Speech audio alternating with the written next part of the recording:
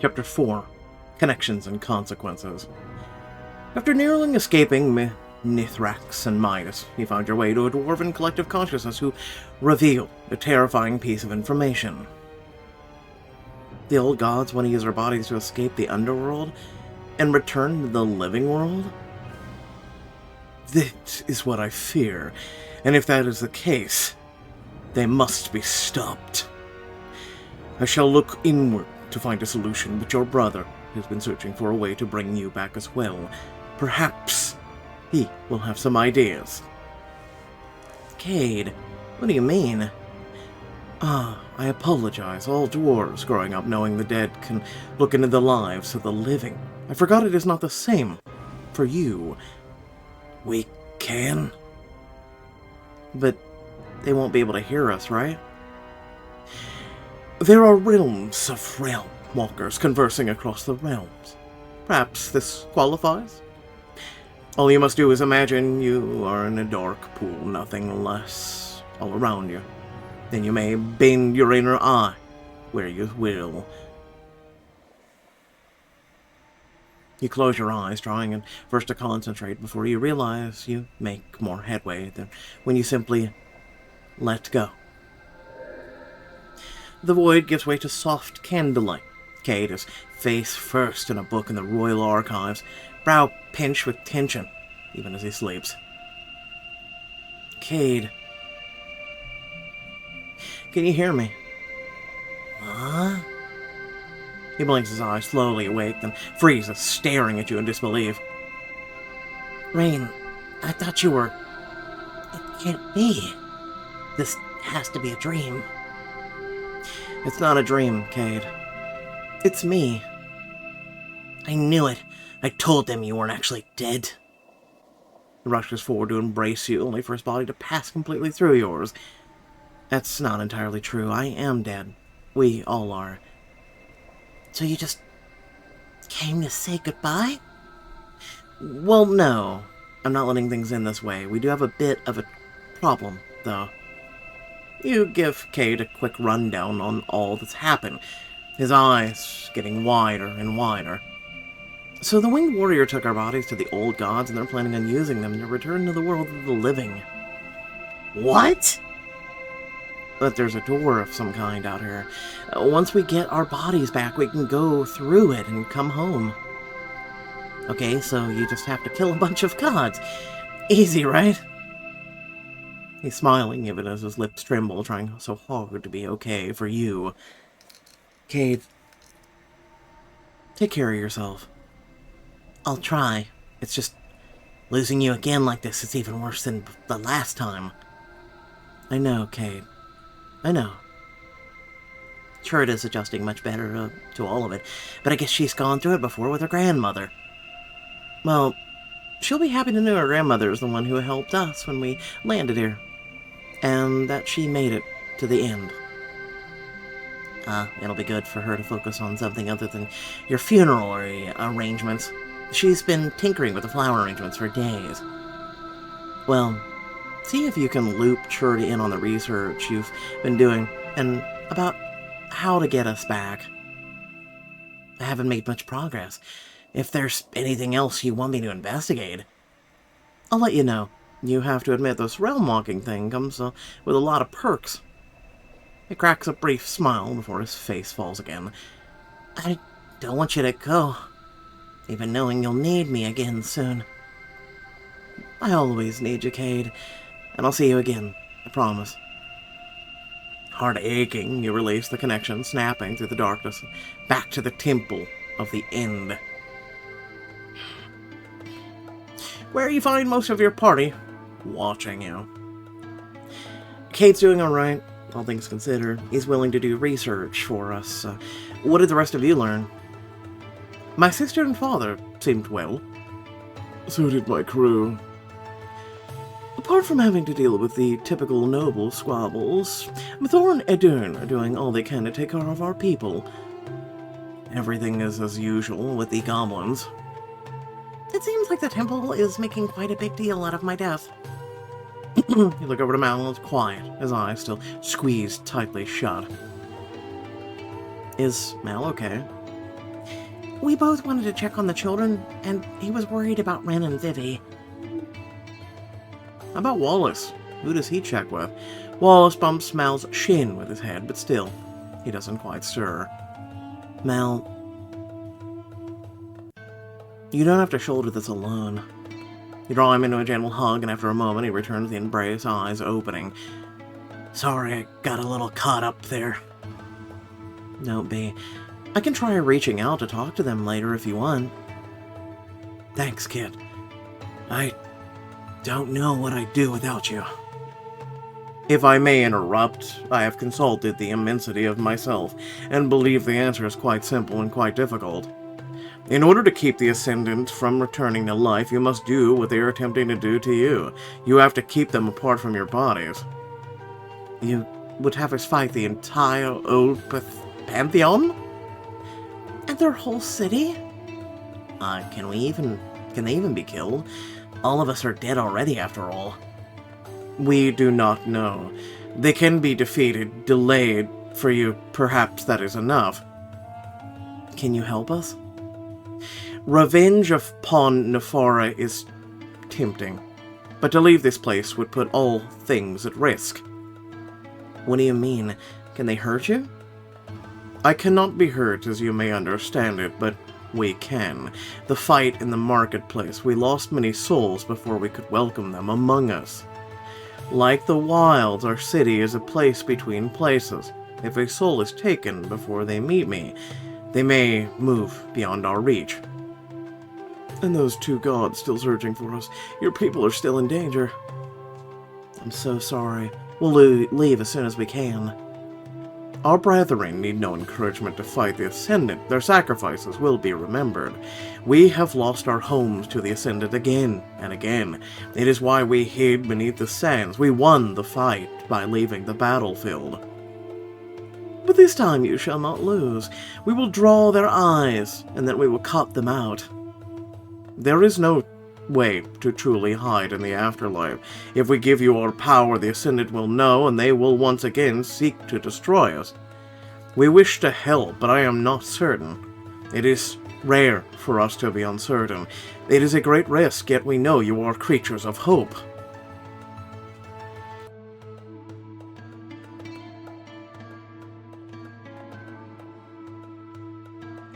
They fought the Ascendant for so long before I need to show them that they wouldn't be doing it alone this time. If it's not too painful, could you tell us more about what happened? We've only heard a little bit about the Ascendant treated your people. It is needlessly bloody tale of egos and hubris on both sides, so the cost was high, too high. Their usually warm tone goes far away, like a Horus and swallowed by the rising desert night. What do you mean by egos and hubris? I suppose all leaders have egos, but is it hubris to try and defend yourself? It is a funny word, defend. Folded into itself, it is a notion of innocence, unprovoked. We believed we were innocent. But the costs piled up, so too did the defenses. Once more, death will always end the killing, will it not? Such is the nature of war. It is not a matter that they had struck first. Had we not been so stubborn, many lives would have been saved. Surely there must have been others who felt wronged by the Ascendant people you could ally with. You must understand, we did not know of the orcs or the goblins. We were simply two civilizations at the edge of existence. And those among the Ascendant who were sympathetic to our cause suffered far worse than we did. That is how my people came to be. But would you have allied with them? Had you known about them? It is possible. Or perhaps they would have reminded us that there was land outside the one, that we could outlast them.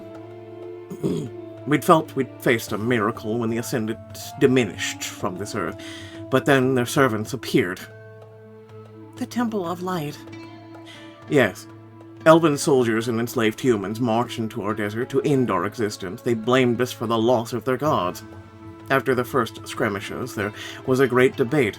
A retreat seemed like a defeat beyond all defeats, but then Uster offered his cunning plan. The end seems to glow with pride for a moment, pulsing. He showed us the beauty in darkness, what we could achieve if we chose safety over victory. He sank our sanctuary beneath the desert, and an oasis was born anew. I'm glad you found safety, even if I wish you hadn't been forced to in the first place.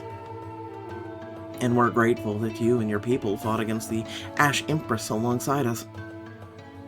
There are some risks worth taking, but as we said, there is nowhere to hide here, so we must be cautious. Thankfully, the Ascendant's power remains limited here. I'm afraid our influence is not as confined as you would hope. That's putting it a bit mildly, don't you think, elf boy? What do you mean?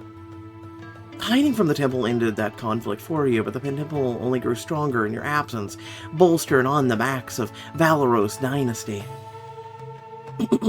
I knew we'd show up here somewhere. The worship of the old gods has enabled a lot of horrible things that the dwarves are only now learning about. Tell them about Soleran's plan, your family's role in all of this, the Elven Empire, how they treat magic users. Wonder if we can do all four, but let's find out. Let's do Elven Empire. I'm certain you've heard of the whispers of the modern elves, but I can tell you that they have made themselves into the old god's image. They refuse any responsibility for the damage they have done for thousands of years, claiming the divine right to do as they please. Sounds familiar, though humans are at least short-lived. Even the Ash Empress threatened the world. We had to really press them to get their help.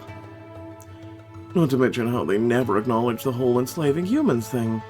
We orcs were bad, but yeah, we only took your stuff. Ah, we can.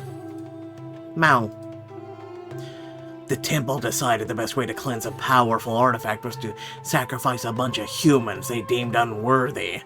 No surprise that it was the poor who were the ones to be forced to pay the price. The plan was engineered by the temple's high priest, Soleran. We barely managed to stop him. The king said he rounded up all the Soleran supporters, but he definitely missed a few. And of course he did. If there's one thing my father's known for, it's his incompetence. We've been battling for the soul of the temple ever since. Speaking of soul, before I rose within the temple hierarchy, any human child who showed an affinity for magic was taken from their family. The temple felt we were too dangerous to live outside their walls. Or too powerful. My childhood wasn't all bad, though. I was surrounded by people with similar struggles, and I learned a lot.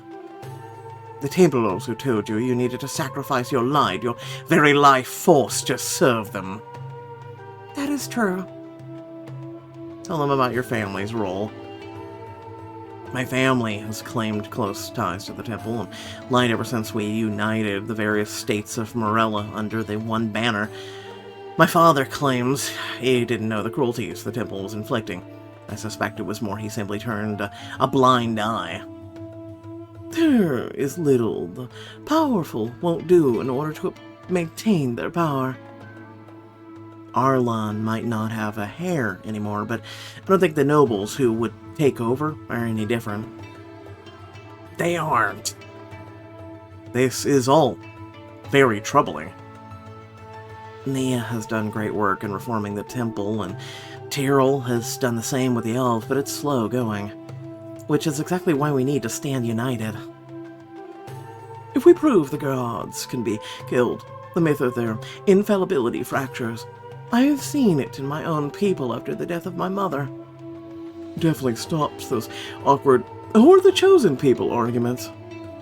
But if Nithrax and Midas and the rest of them return to life, it's only going to get worse. Help us, please, for your future. We can't know what's to come, but based on what's happened in the past, we all know the world will change for the worse if we don't stop the old gods. I do not wish to watch us meet our ends again and again. Not when we have seen what the Ascendant consider mercy and what they consider punishment. They are too similar for our liking. Then you'll help us? We will. The ascendant must be stopped, and it would not be fair for us to ask of you without offering our assistance. The end of all things hums and pulses. Come close, Shrain. I must give you a piece of myself so you may reach me, a calling crystal.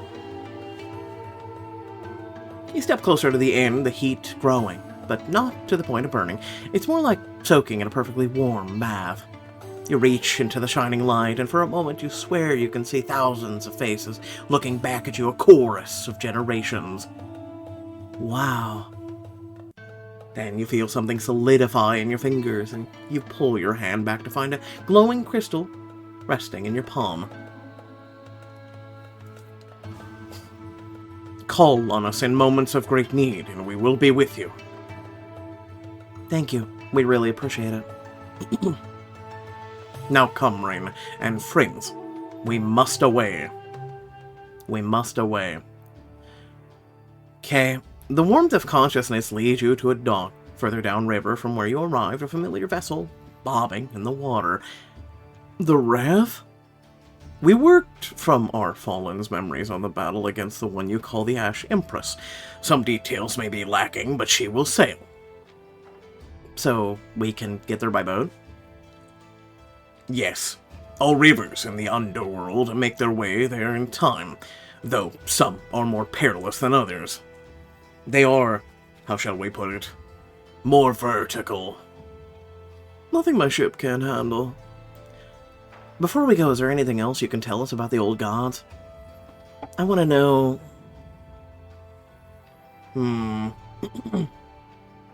I would have at least liked to know a weakness. Who's the weakest member of the Pantheon?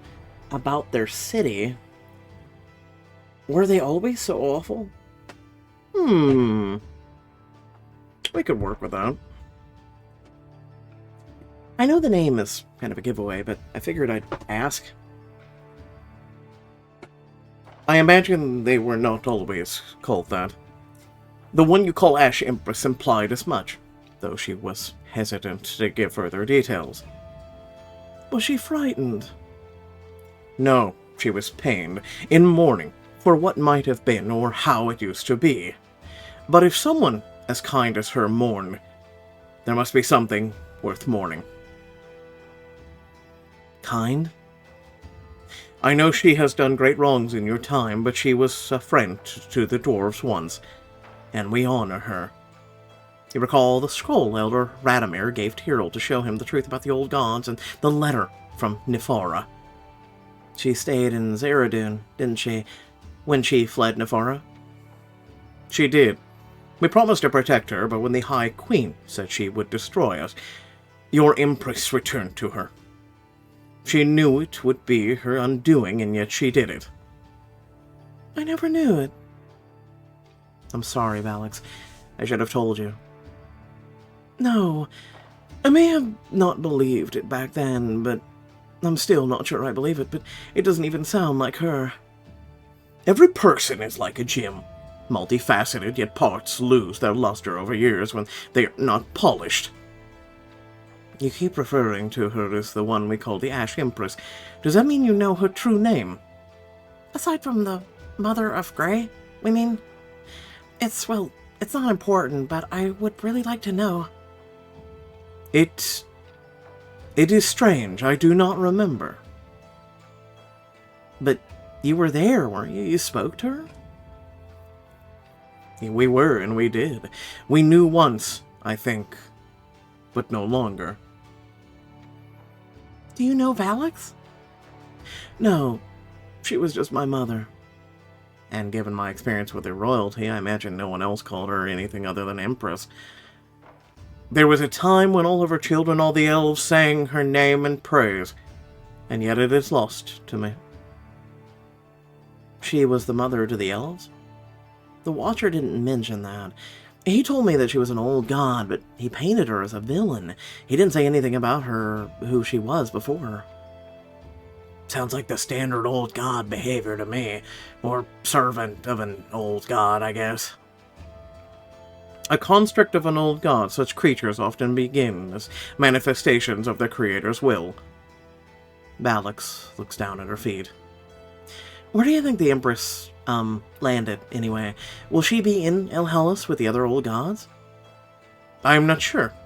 None of us have seen her, but we do not venture beyond the wilds. If she ended up with the old gods, I'm pretty sure you'd have seen the explosion in Elhellis from the dock. That would not end well. Would she really stood a chance against all 5 of them, though? Nethrix and Midas were quite enough on their own. The Midas who fought you seemed distracted, different from how she used to be. Nethrix has not changed. He still pulls his sister above all. Their power is still significant, but they both pale in comparison to the High Queen. Then how is this a win? You feel unease growing in the pit of your stomach, echoed on the faces of your companions. Do not be afraid, dear friends. You are more prepared than you realize. You already travel with someone who can see glimpses of the future. The end shines a little brighter on Nia. Is that what happened when I helped Mal? But divination is outlawed by the temple. It is too dangerous to practice. Outlawed by the same people who didn't want you finding out they were dabbling in a human sacrifice? It is a fair point. There are still many of the temple's teachings I am outlearning. But if it will be useful, then I want to get better at it. It already helped save one of our lives, Nia, so I say go for it. Perhaps you could help me, Rain?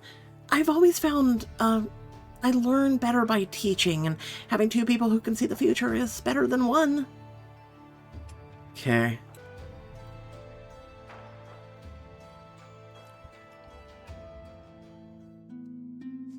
You and Nia step back into the temple, settling in a quiet side room with a few benches scattered about.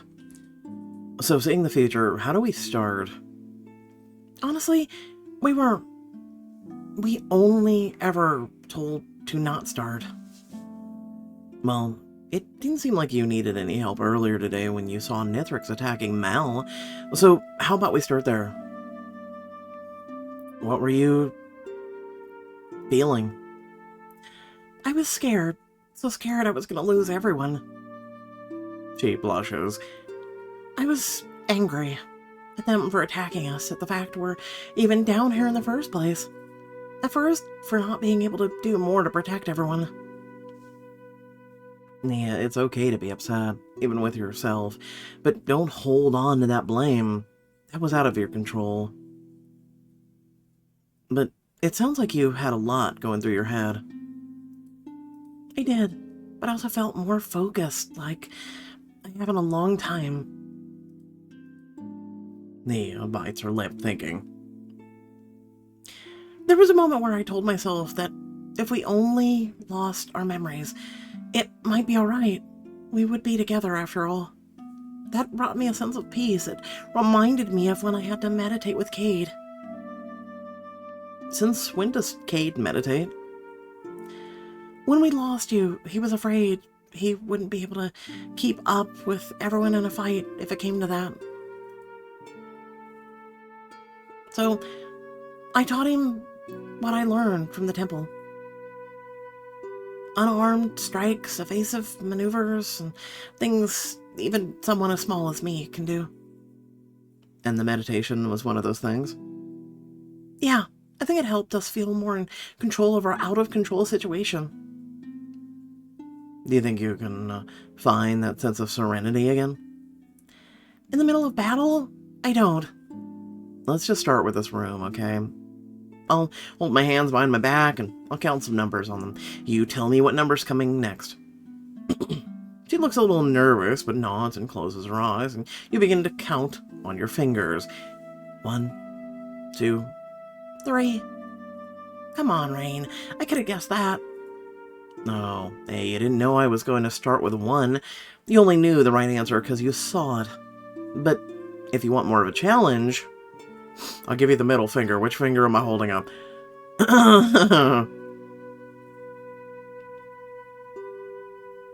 Not count at all. Let's see if this gets her. You keep your hand behind your back, but don't move your fingers, simply holding it there. That's odd. Hang on, you're not counting at all. And you are very good at this. Which means it's your turn. She puts her hands behind her back this time. Why don't we teach everyone this skill? Just saying. Now close your eyes and empty your mind of distractions and worries, things that upset you and have hurt you. But that would be a miracle. But I'll give it a go. Closing your eyes, you try to let everything fall away the way you do when you're realm walking. When a thought enters your mind, think of it as a bubble, light, airy, a gentle breeze enough to send it up and away. And then exhale. Your mind wanders back to the end of all things, to what he told you. But rather than dwell on it, you let out a breath and it slips from your mind. Okay. I think I'm ready. Tell me what numbers I'm going to count. You let your thoughts focus purely on Nia, on her hands, and soon it's like you can see them in your head, her fingers moving. 9, 7, 1, 4. Very good. Nia, that was incredible. I could literally see what you were going to do in my head. Predicting numbers is one thing, though. When I did it earlier, I saw a whole moment in its entirety. Maybe if we concentrate on a person or location, that will help. That's what I did with your hands. Let's do it. I wanted to look forward for... Weird she's not on there, but okay. Mal, let's amuse him. I don't know, maybe we'll say something to Mal or something. Like, oh, watch your step. You close your eyes again and picture Mal before you. Dark hair, dark clothes, dark mischievous eyes. He appears to you at the edge of a river, glowing with a strange, eerie light. Is it worth it, Rain? After everything that's happened, wouldn't it just be easier to... As he takes a step towards the water, you gasp as you come back to yourself, heart pounding. Rain, what happened? What did you see? I saw Mal. He looked really upset, and it felt like he was doing something that scared me. Nia, what if we don't want these things to come to pass? I'm not sure, Rain. The temple didn't say anything about this, just that it was dangerous. But we saved Mal from Nithrax earlier, so there must be some things that we can change, even if they're small. Maybe.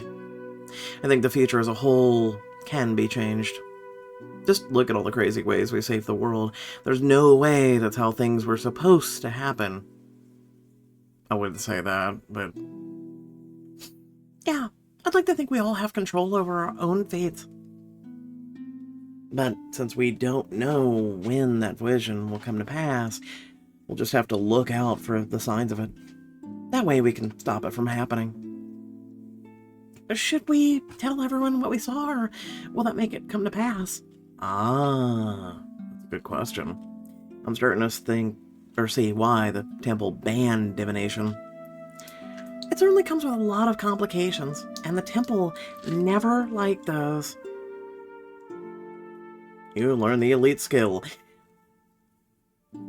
Well, let's be cautious for now. Maybe we'll have a better sense of how this works once we've done it a few more times. Nia.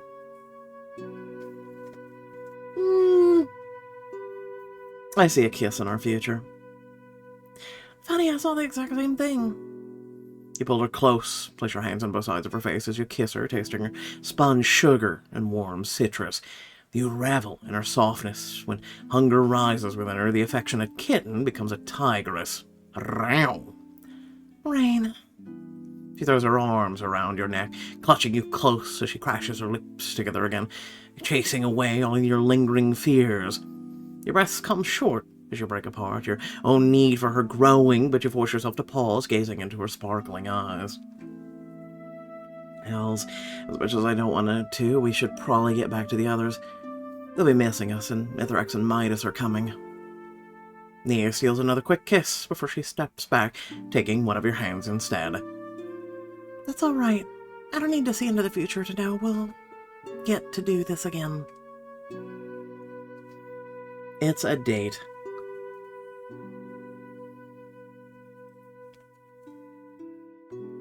With a laugh, the two of you head out of the temple to meet back up with the rest of your companions. Alright, so it looks like we'll have a total of 6 skills. I'm hoping not all of them are from diamond choices, but I digress.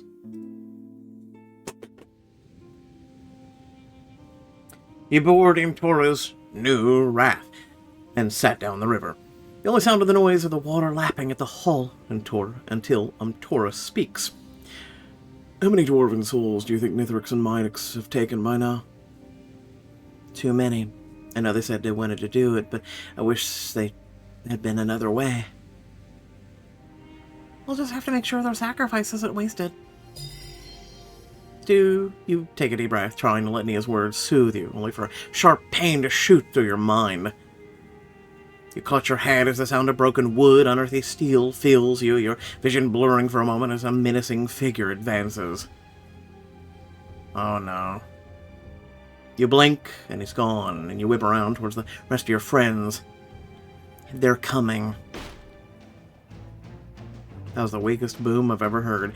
The ship's deck cracks and nearly buckles as Nithrix slams into it, his sister hovering behind him.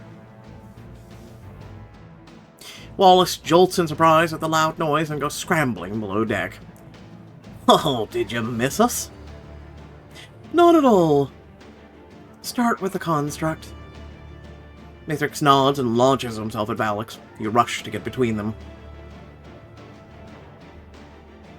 You know what? I'm going to push him off the ship. You slam into him as hard as you can, but it's like running into a wall. You bounce off and land on your back, knocking the air out of you. He reaches down and pulls you up by the front of your clothes. Are you alright, Realm Walker?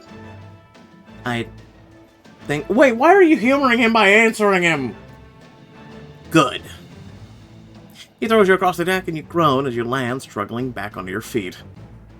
Alright, Quiltons, let's fight some gods. Imtora draws the dwarven family crest from her clothes and raising it high in the air. Good idea. A moment passes, and then a figure wrapped in wet bandages explodes from the water and begins crawling up the side of the ship.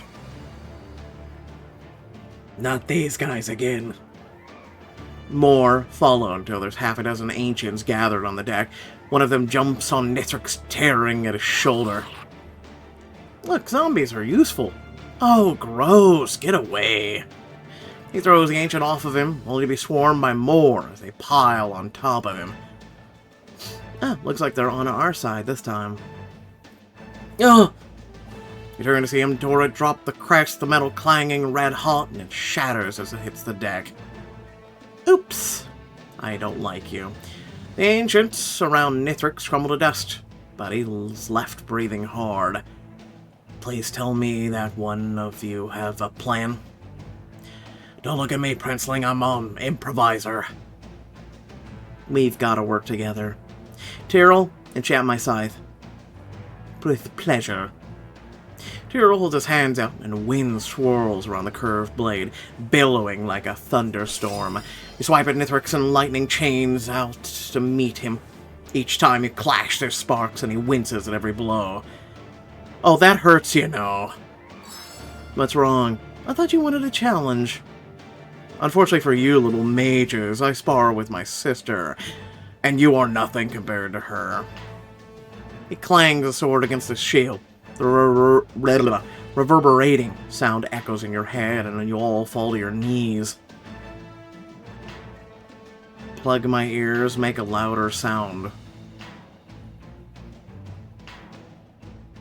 I'm gonna make a louder sound. Let's see if we can do that. Your head pounds as you begin to climb the rigging, cutting at the rope supporting one of the sails as you go. I can hardly think straight. You slash wildly, overwhelmed by the noise, and while the sail comes free, so does the rope supporting you. The sail crashes down on Nithrix, sending his shield sliding across the deck and over the side. Then you smash into the solid wood of the deck. Ow. You're dead, you'll be fine. Rain, are you okay? And did you really have to destroy my ship just to get his shield away? I don't see any of you coming up with better ideas. Imtora helps you up, just as Nithrix cuts himself free of the massive sail, looking annoyed. Oh, come on. You're really gonna make me summon another one? Don't worry, brother. All is fixable. Her brow furrows as she raises her arms. The ship stops dead in the water, and Nithrix dives over the side. You rush to the edge of the ship only to spot something shining in the water, and that unfamiliar presence reappears. The shield of Zona has emerged. How odd. The threads certainly smile on you, Rain. The voice again. Tell us who you are. Is now really the time for that? Ithrix climbs back onto the deck, and Nia throws out her hands, shrouding your party in a golden bubble as he springs forward and attacks. No fair! No, it's okay for your sister. She has an unbreakable shield, but not us. You should retrieve the shield. It was crafted by the great dwarven smith Zona as a gift for Nefara until it was shattered in later wars. Alex scowls as she sends her own shadow to bolster Nia's light, turning the sphere around you into a clear, almost water-like surface. Choose quickly, Rain. We cannot hold this for long. If you retrieve Zona's shield, you'll stand a chance against the twins.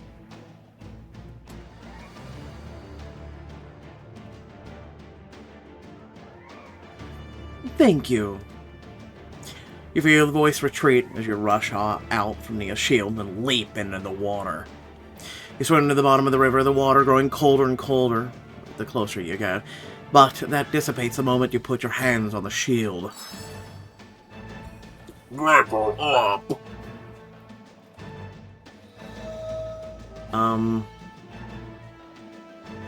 Figuring you all keep getting annoying, we'll do the combat. Spell shot, shield. Technically we're gaining a legendary shield, so we'll do a spell shot. I mean, hey, we have our legendary shield now, so... I'm gonna take you to meet some old friends, alright? You pull yourself back onto the ship, where you're forced to throw the shield up as Nithrix lunges with a sword. But you hardly even feel the blow, the shield completely absorbing the impact as the runes on it grow brightly. I wish I actually knew how to use this thing. I want one! Oh. Okay. Now looks like we'll eventually get a crossbow and a scythe, even though we're technically using a magical scythe. Anyway.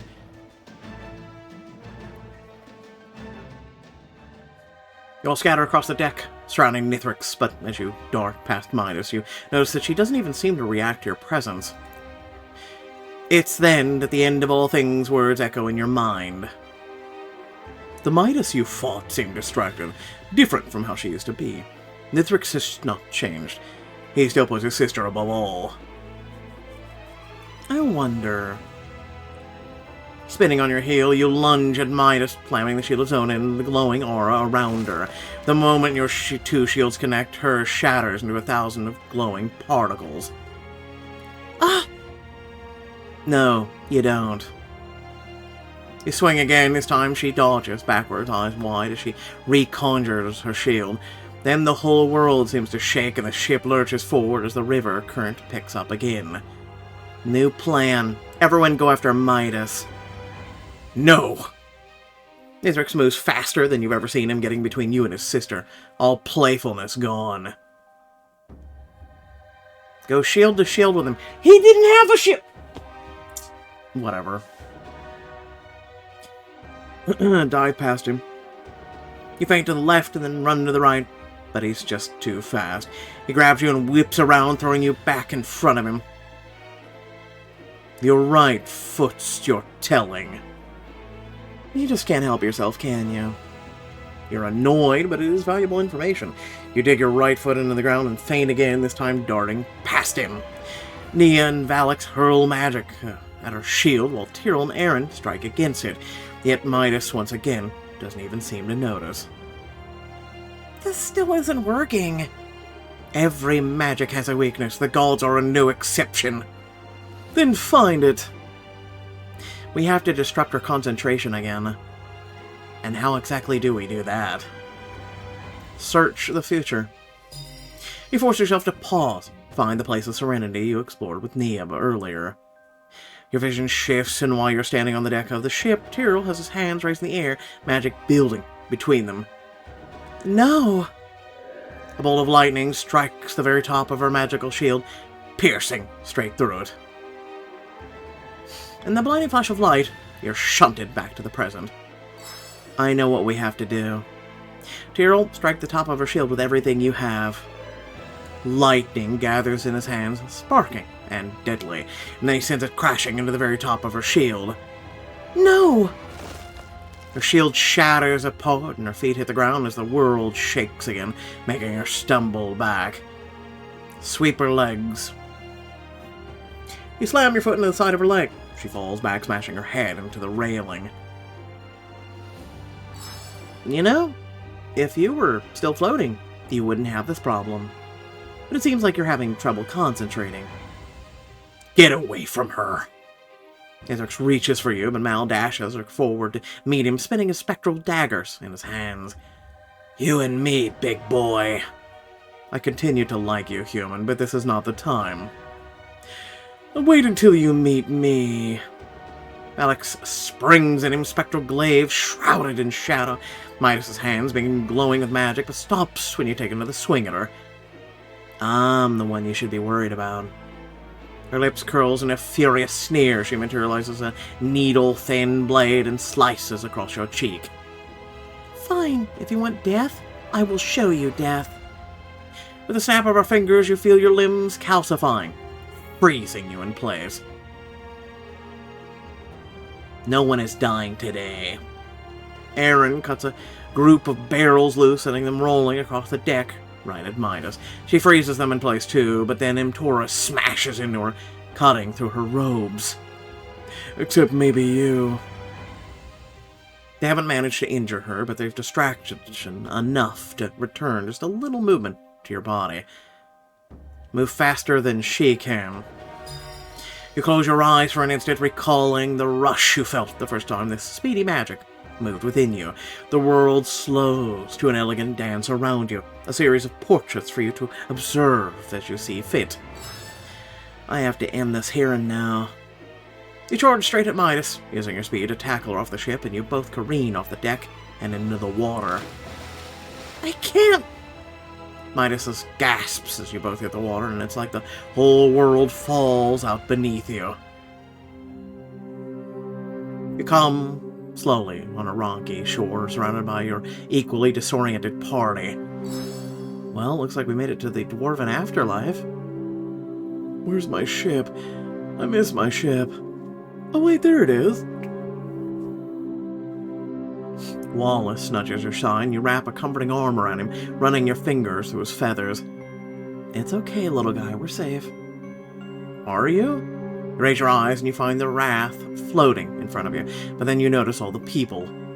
Humans, orcs, elves, dwarves, ashen, even grobtars all wander within the river's waters, their eyes distant and glassy. Where are we? It's then you notice the river glows. Oh no, Mal. You look at him, unsure how to warn him of your vision, but he's just staring at one of the figures, still awed. Mom?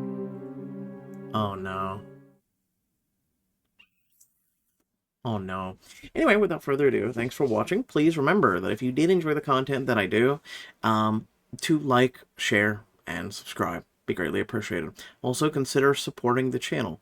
Right now, we really need it more now than ever.